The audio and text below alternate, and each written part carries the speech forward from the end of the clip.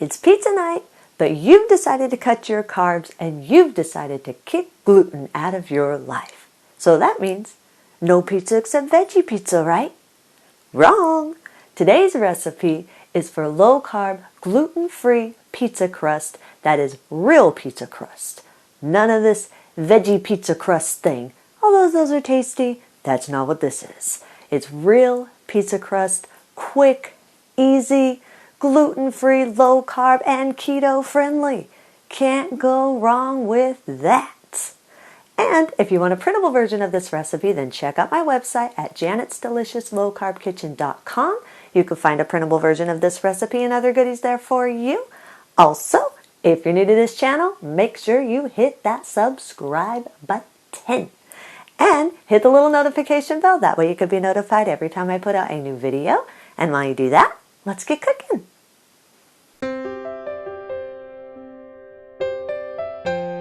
Preheat your oven to 350 degrees. Line a 12-inch pizza pan with parchment paper. In a large mixer bowl, combine 2 cups of almond flour or gluten-free flour of your choice, and a half teaspoon of salt, and 1 teaspoon of oregano, 1 teaspoon of garlic powder. The garlic powder and oregano are optional. I like to put them in because I'm all about flavor. I like to put as much flavor in my food as possible. But if you just want your crust just to taste like pizza crust and no extra flavor, then you don't have to have the garlic and the oregano.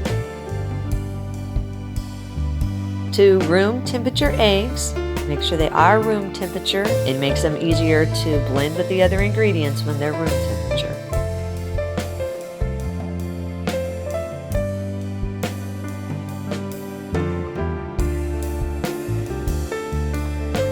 2 tablespoons softened butter, not completely melted, but softened enough to where you can easily mix it in with your ingredients. Stir these all together until they're fully incorporated and a nice smooth dough is formed.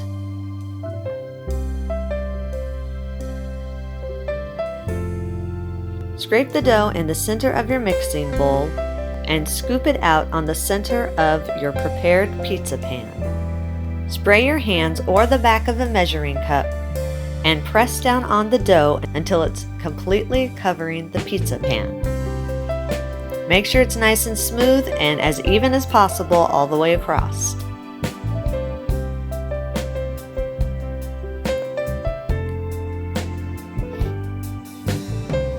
Put it in the oven and bake for about 15 minutes or until it just starts getting golden around the edges. Remove it from the oven and let it cool for at least 15 minutes before you top it with your toppings. Once it's cooled, then you can top it with your sauces and cheeses and whatever toppings you prefer.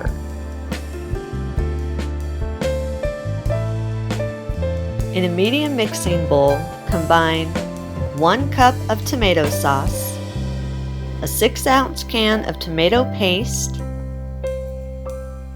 1 teaspoon dried oregano, a half teaspoon dried basil, and 1 teaspoon garlic powder. Whisk these all together until they're fully combined and the sauce is smooth. Spread the desired amount of sauce across your pizza and top the sauce with your favorite toppings.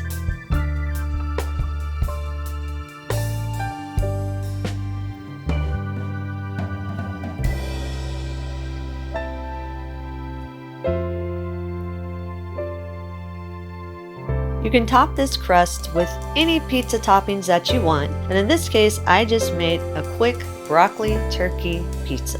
Once your crust has cooled and you top it with the quick 1-minute pizza sauce, then top it with the desired amount of shredded mozzarella cheese. I usually use around 2 cups. I like my cheese, so that may be too much for some people, so it's up to you how much you want.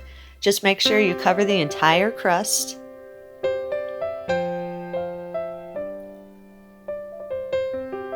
Then chop some deli sliced chicken or turkey into small pieces and sprinkle it across the cheese.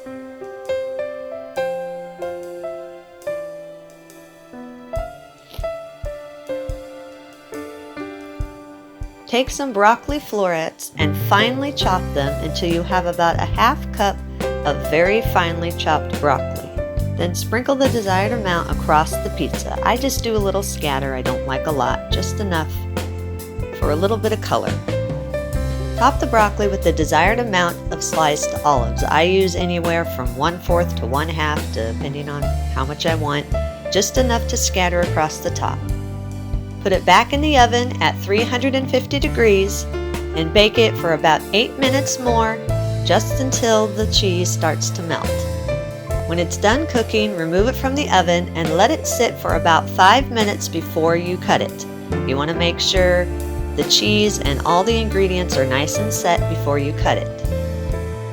Eat and enjoy. And that's our recipe of the day. I hope you enjoyed it. If you did, hit that like and subscribe button.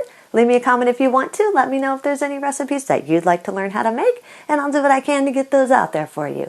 And as always, keep cooking.